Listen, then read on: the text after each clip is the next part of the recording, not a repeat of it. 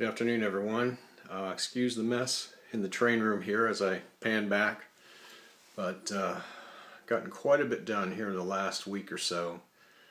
You can see the backdrop has been painted. Where it stops there is somewhere in the vicinity of where my tunnel is going to be. So this is on coming back up the backside by the coal mine. I haven't completed the coal mine scene yet either. I was out scavenging in the neighborhood for some rocks today, so I'm actually going to put some rocks back on the wall. But coming around, you'll see that the plaster cloth has been painted.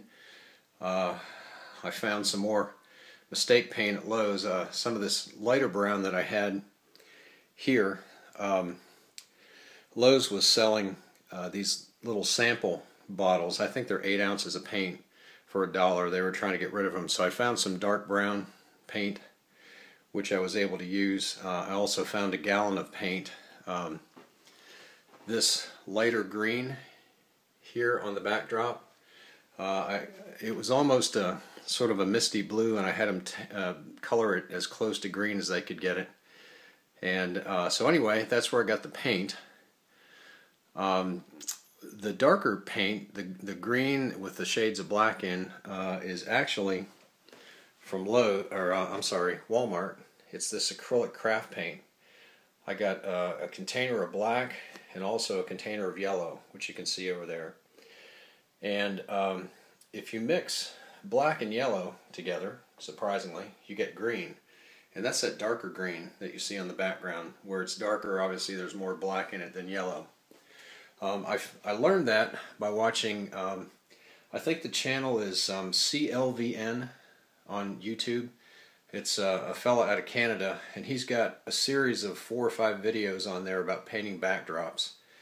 And so how I did that was I got these artist brushes. Those are they're called just round artist brushes. Got those at Hobby Lobby. I think that was about $5, and I got a fan brush.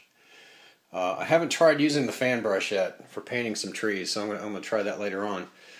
But anyhow, the video series, each one of them is probably 15-20 minutes long, and it talks about this technique as far as how to paint those trees. So if you get a chance, go ahead and watch that. It's pretty interesting. But the round brush is real easy to use. You just dab it straight down into the paint, get some black and yellow on there, and then you just take it and kind of pound it, you know, on the background. So pretty easy technique, and it works well. The gray that you see here is where I'm going to locate some rocks. I just kind of went around with some gray spray paint and kind of hit the areas that I thought would look good if they had rocks in them. So I may be able to use some of the rocks I got from the neighborhood. If so, I'll cut out those areas and I'll put some real rock in there. Coming back down along the back side of the layout here, you can see the scenery. There's a kind of a tall, back off in the distance mountain. I don't know, that looks a little pyramid shaped. I may do something with that. But and then back around to the corner, I've been working on this area. This is where the country church scene is going to go. And so I've got the foam in there. I've just spray painted the front of it gray for right now, and I'll come back and hit that with yellow and brown, and then put a black wash on it. So hopefully that'll look pretty good when it's finished. And I've got some drywall compound in there where the joints are. Haven't really done much on this side of the layout. I did purchase a 3-way Y, which is going to go back on the back side of the layout there. Oh, probably just directly behind where my chair is, up against the wall, and I'm going to have 3 tracks coming off of it to service the coal mine. So that's where the 3-way is going to go. I also have a couple of curved turnouts that I purchased. I'm going to go on this inside track here where the super elevation is. so I can access the area where the lumber yard is going to go. Oh, I finished another bridge. It's not completely painted yet. It's the one across the door. Let me get to a spot where we can take a look at this. But anyway, there it is. I've got a couple of double stacks on there, and one of my auto carriers. I just wanted to make sure my height was good. Those braces that you see along the front there obviously are not painted yet. I've still got to do that. I went ahead and built the bridge and kind of forgot to put those on and painted it. So what I've got, I had some leftover, I guess it's stacked stone, random cut stone, that I put in there to hold the bridge on each end. So there's a piece there and there's a piece over here. Obviously I'll paint those up, put a gray wash on them. But you know, the bridge I'll tell you, it's structurally sound, surprisingly. I just didn't realize how strong balsa wood was, but I don't know if you can. I mean, I'm putting some pretty good pressure on that bridge, and it's not moving at all. So I guess what I didn't realize is how strong balsa wood is. The bottom is balsa as well, the deck on the bridge. I had used plywood on the big bridge here. It was some hobby plywood, and you know, I'm happy with that. I think it's, you know, I'm not going to need any supports on it either. But this one just really surprised me. I've got nails, brads, holding the side supports into the side of the deck, and I thought originally, you know, it was balsa wood, so I can just use straight pins in there to hold it while the glue dries. Well, as I tried putting the straight pins in there, they were bending into the side of the balsa wood, and I thought, you know, what in the world is going on here? But you can see here on the see how those are bent. I was trying to push those in with a pair of pliers into the side, and I had to end up using finish nails. I don't know if I've got any more left, but just to show you, I don't know if that's in focus, but that's about an inch long finish nail. I had some, I guess the ones I used were probably an inch and a half, inch and a quarter. Regular old finish nails, which I had to pound into the side of the bridge with my hammer. And amazingly, it supports quite a bit of weight. I've got a couple of double stacks, as I said, in there just to judge the height. Obviously I did that before I built the bridge, but so what I'm going to do back here, these, obviously there's another bridge that's going to go in the front of this one. I haven't decided yet what I'm going to make that one out of and what it's going to look like. But you know, these are going to be, I guess I'll call them semi-permanent. Obviously the door behind them goes into my attic storage area, and I don't use it very often. You know, when fall arrives, we get the fall decorations out, and then we get the Christmas decorations out, and then we put it all away. And so basically, probably 9 months out of the year, there's nobody going in and out of there. So what I'm going to do here is, you can see how the track kind of extends past the end of the bridge onto the cork, and the same over here. I think what I'm going to do is the track that is attached on the cork here, I'm going to end right here and have enough room back under the ties so I can slide the rail joiners back to the right on this side and to the left on this side. And when I do that, I'll just be able to lift the bridge out. And then when I put it back in, you know, I can slide the rail joiners in there, and obviously the track will be glued to the bridge as well. So it's not going to move, and you know, it's not going to be like there's anybody hitting the bridge. So I think I'm just going to do that. Just use the track to hold it in place when it's sitting in here, and then likewise, whatever I decide on the front, I will do here as well. Same kind of attachment process. I still haven't decided back here on the doorway how to do this. I got to thinking today that I don't know if you guys have ever put furniture together.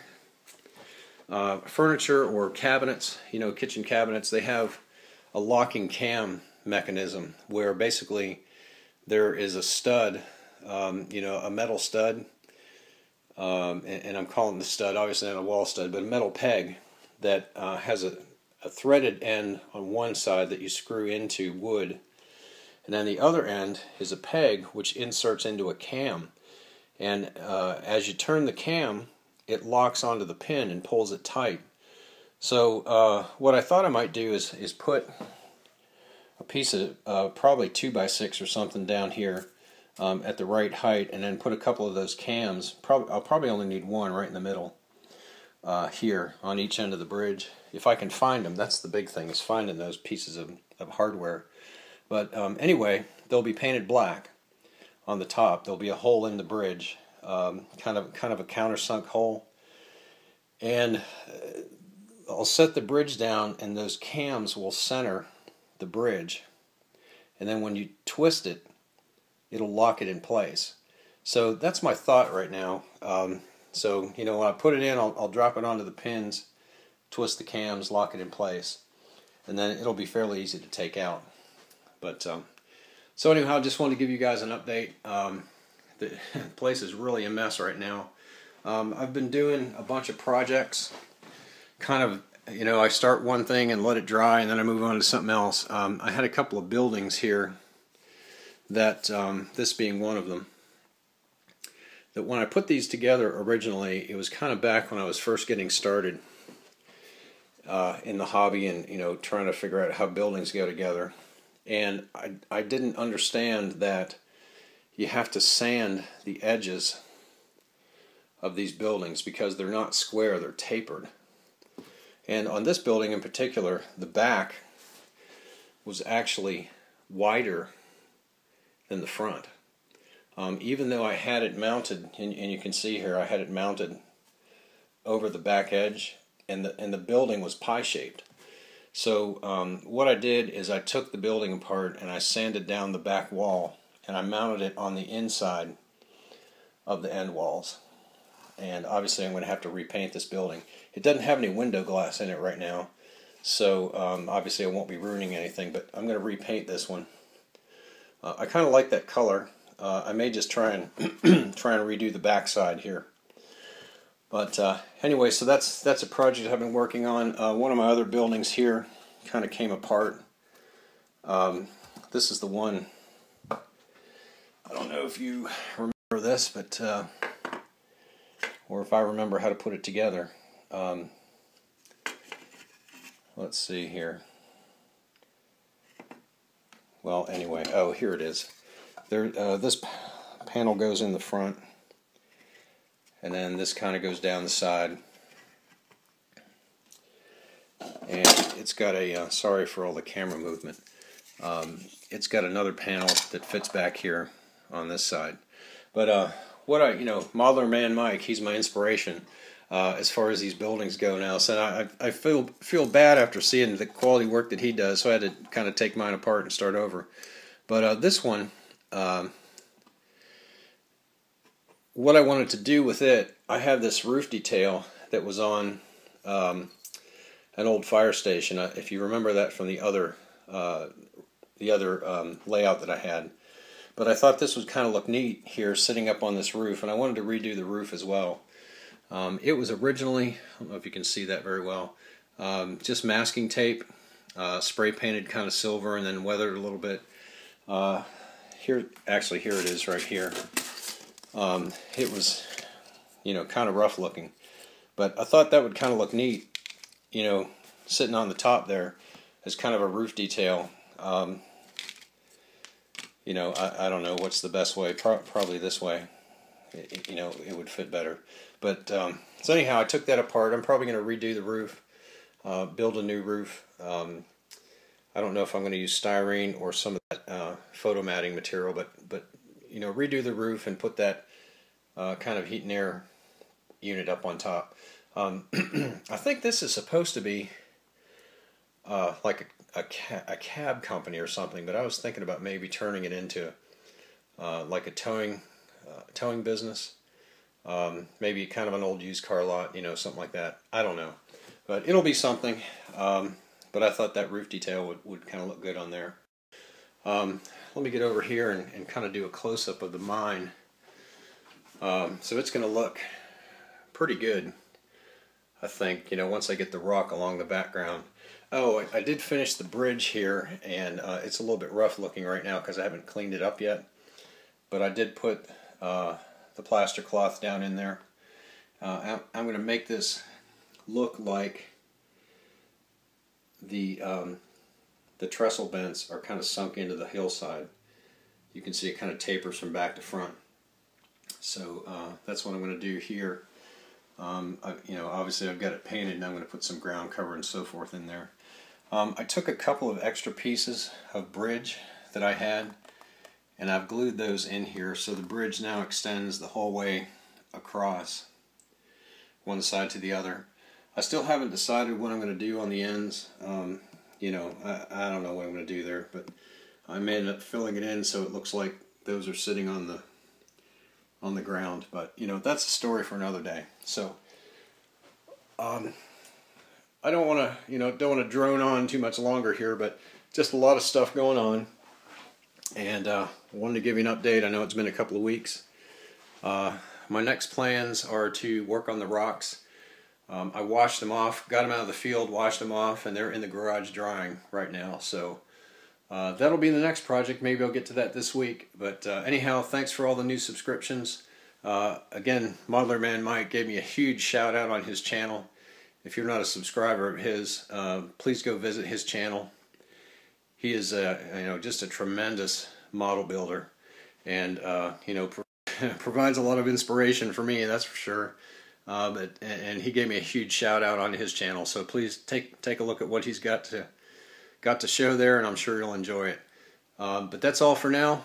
Take care. Talk to you soon.